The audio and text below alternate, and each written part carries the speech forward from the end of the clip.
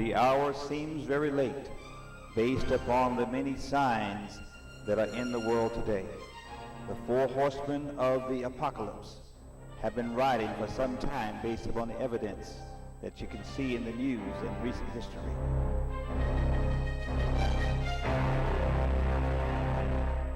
In order to understand the end time scenario, we must first get rid of certain myths. Myths developed by the sheer speculation of men without any scriptural basis. In fact, they contradict Scripture.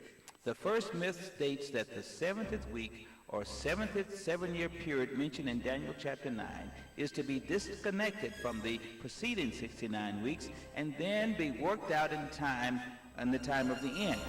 But now it is obvious that there is no scriptural basis for this view.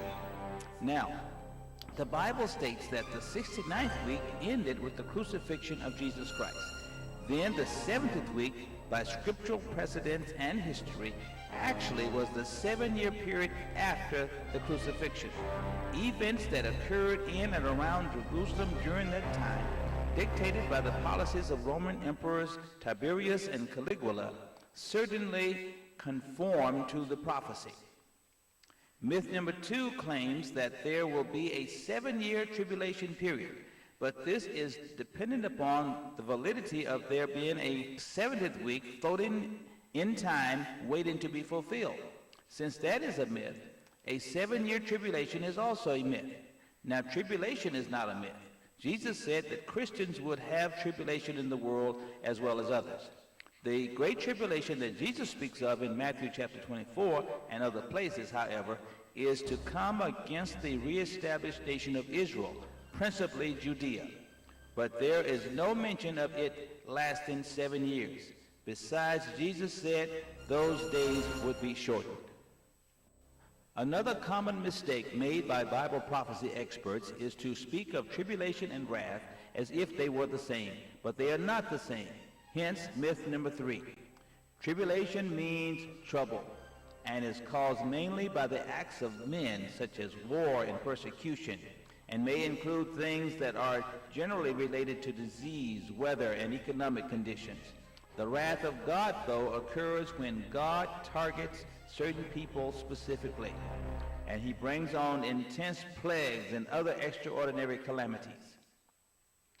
Since tribulation and wrath are not the same, and horrible tribulation has often been the lot of Christians throughout the centuries, and the great tribulation that Jesus speaks of comes against the nation of Israel, there should be no problem dismissing myth number 4, which says the rapture comes before the tribulation, especially since Jesus says specifically in Matthew chapter 24 that he is coming to gather his people after the tribulation.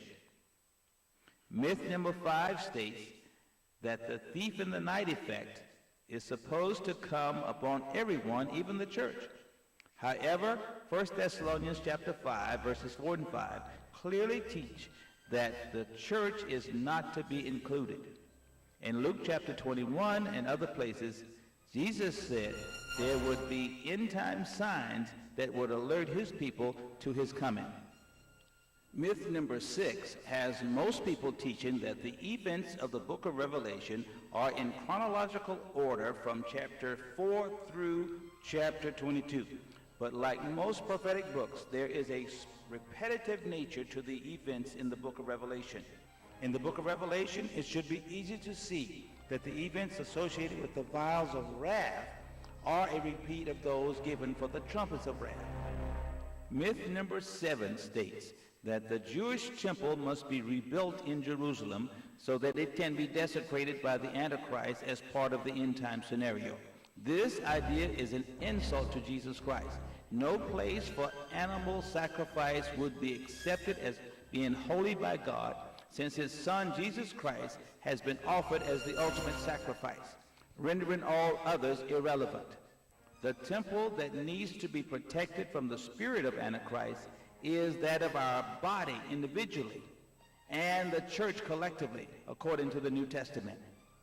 The Antichrist concept is overblown by most prophecy teachers, giving rise to myth number 8.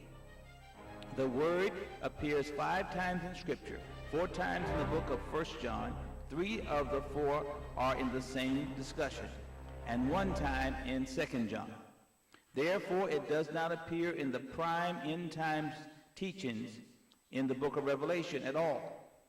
The book of Revelation portrays the beast as the main opposition in the time of the end. The beast is primarily an alliance of kingdoms or nations, which indeed has individuals performing leadership roles or acting as heads. Therefore, the main emphasis is on the system, not one person.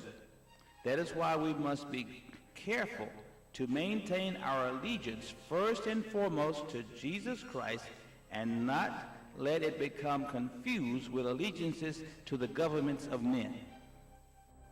Myth number 9 states that there is no role for the United States of America in the end-time scenario. Years ago, certain prophecy experts had said that the United States would fade from the world stage before the end-time scenario would unfold. But the end-time scenario appears to be well on its way, and here we have the United States as the only superpower in the world. As we shall see in this presentation, and in more detail in other DVDs, the 2 main prophetic books, Daniel and the book of Revelation, describes an end-times player that is clearly identifiable as the United States of America. This in turn puts church people in the United States in serious jeopardy of not making it to heaven, partly because of abundant peace and prosperity and confused allegiances.